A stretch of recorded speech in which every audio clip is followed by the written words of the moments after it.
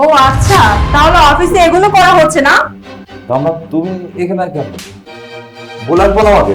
ও আচ্ছা, আমি যদি তোমাকে কল করে না আসতাম তাহলে কি রোমান্টিক দৃশ্যগুলো আমি দেখতে পারতাম? আর এই যে, তোমার কি লজ্জা শরম নাই? হ্যাঁ, বসের সঙ্গে তোমার সম্পর্ক কতদিন ধরে চলতেছে?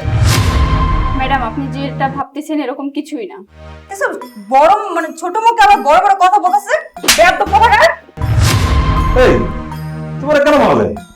ও আচ্ছা, এখন ওর জন্য তোমার মায়া লাগতেছে না? কেন, তুমি কি ভুলে গেছিলে তোমার ঘরে একজন বউ আছে? বউ থাকার সত্ত্বেও কি তুমি অফিসে এসে কাজ কাম না করে নষ্টামি করতেছো, আবার কিনা বড় বড় কথা বলছো তুমি? এই চুপ করো। আর তুমি বলবা না, এখন আমি বলবো, তুমি শুনবা। শোনো, তুমি যেটা মনে করছো সেটা কিছুই না। এই মেয়েটাকে তুমি চিনো? এই মেয়েটা দীর্ঘদিন থেকে আমার অফিসে জব করে, সহজা সই। আমি তাকে ছোট বোনের মতো দেখি। আর তুমি কি ভেবে বসে আছো? আরে ওই মেয়েটা আমাকে হিসাব দেখানোর জন্য এখানে আসছে, হিসাবটা দেখছি। আমার চোখে একটা ময়লা পড়ছে, এই জন্য চোখটা দেখতেছিল। আর সেই সময় তুমি আসছো। আরে তুমি আমাকে চিনো না? এতদিন থেকে একসাথে সংসার করি, তুমি চিনো না? কোনোদিন নেগেটিভ সাইড পাইছো আমার? পাও নাই।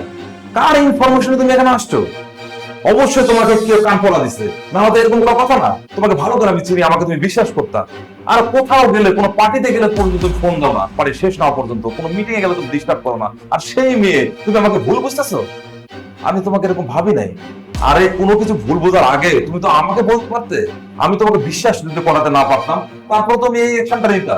আর তুমি এটা কি করলা বলো? তুমি জেনে না বুঝে তুমি একটা মেয়ের গায়ে হাত তুললা। ছি, তোমার কাছে এটা আমি আশা করি নাই। আচ্ছা, তুমি থাপ্পড়টা যে মারলা, ওর ওর মনের মধ্যে কি চলতেছে তুমি জানো? থাপ্পড়টা যদি মারলা না জেনে না বুঝে, এই থাপ্পড়টা উল্টা যদি তোমাকে দিত, তোমার কেমন লাগতো? তোমার থাপ্পড়টা তোমার কিছুই করে নাই, তোমার সম্মান জানিয়ে চুপ করে দাঁড়িয়ে আছে, একটা উত্তর করে নাই। আর তুমি কি করলা? তোমার কাছে এটা আমি আশা করি নাই। তুমি না কিছু মনে করো না, আসলে আমি অফিসে ঢুকি যখন এগুলো দেখতেছিলাম না, আমি তখন মাথা ঠিক ছিল না, তো কি থেকে কি দেখে ফেলছিলাম। আহ, তুমি আমাকে মাফ করে দিও। আর দেখো, আমরা তো বোনের মতো, তাই না? কিছু মনে করো না, প্লিজ আমাকে মাফ করে দিও। আচ্ছা ঠিক আছে ম্যাডাম, আমি কিছু মনে করি নাই। আপনার জায়গায় আমি থাকলেও সেম কাজটাই করতাম। কোনো তা না, না জেনে না বুঝে এসব করতে হয় না।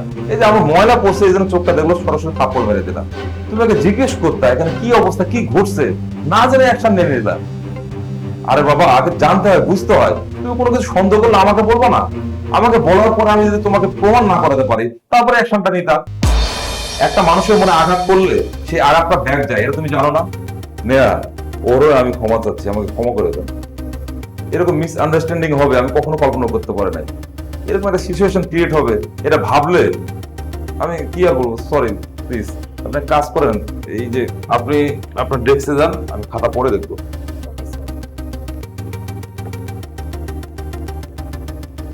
তা না, শুধু শুধু আমার প্রতি ভুল বুঝতেছে।